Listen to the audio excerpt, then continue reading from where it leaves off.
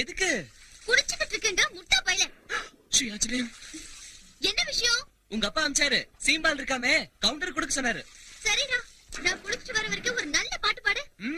பழம் நீ அப்பா, ஞான பழம் நீ அப்பா, தமிழ் ஞான பழம் நீ அப்பா, தமிழ் ஞான பழம் நீ அப்பா. டேய் கிறுக்கு பையல, சின்னன்னு தண்ணி உடம்பு மேல படுறப்போ கட்டி போடிடா, கண்ணாலா கண்டபடி கட்டி போடிடான்னு சூடேந்திர மாதிரி நல்ல பாட்டு பாடலாம்ல. தப்பு, அந்த மாதிரி பாட்டெல்லாம் பாடக்கூடாது. ஆஞ்சநேயர் கோச்சுக்குவாரு.